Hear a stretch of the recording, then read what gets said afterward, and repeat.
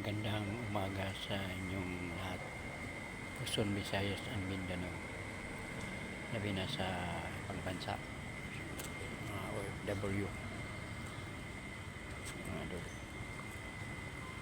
Magandang umaga sa inyo. At dito naman si Mario. Maglakad-lakad naman. Yan. Tingnan mo yung mga idol. Yan, mga idol.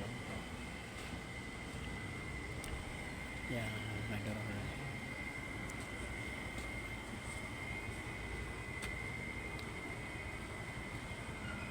Lakad-lakad na si Mario.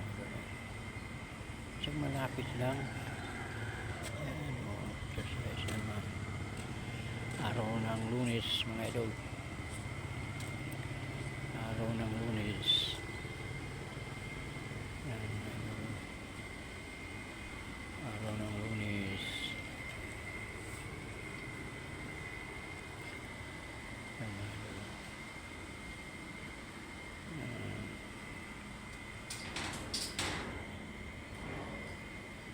idol. Nakilakad na nga. Yan. Yan mga idol. Yan mga idol. Yan ang ginagawa ni Mario. Pag nandito siya sa Marikina, tuwing umaga yan.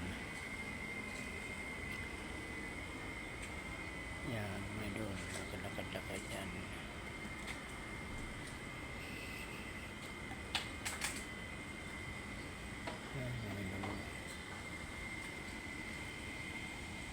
Yan, malapit lang yun. Yan, yun.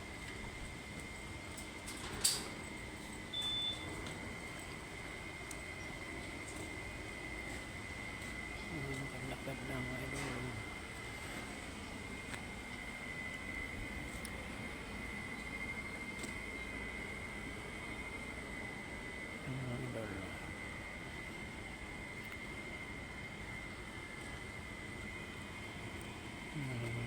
Lapit lang.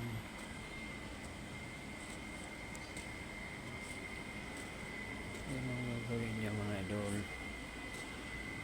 Hindi lang mga bata pa, mga edad na rin. Yan, sasanayin nyo araw-araw sa umaga. Taglakad na. Kasi ang may edad na eh. Dito sa paa yung karamihan eh. May edad na, mahina namang lakad.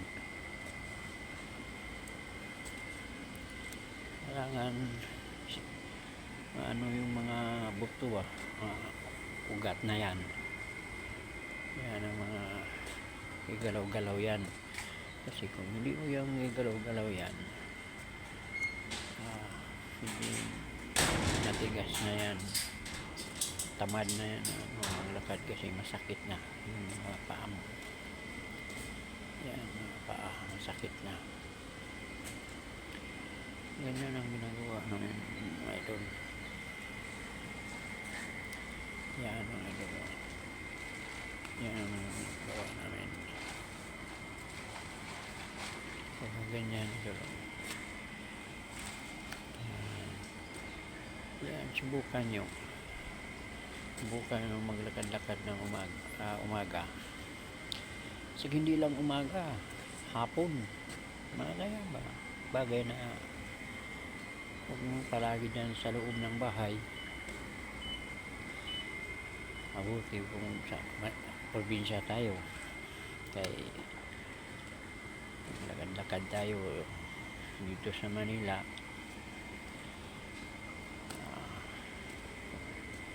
Kung malayo yung ano mo, kasi dito sa Manila sikip ng mga bahay dito eh, masikip.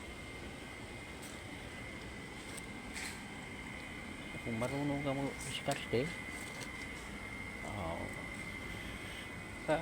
araw-arawin mo lang, isang loob ka lang sa loob ng bahay, ikot-ikot ka lang dyan, tayo, ikot-ikot. Ganyan lang gagawin nyo araw-araw. Hindi lang hindi lang umaga. Basta may time ka, huwag lang palagi upo. Huwag palagi ka upo. Wala. Hanggang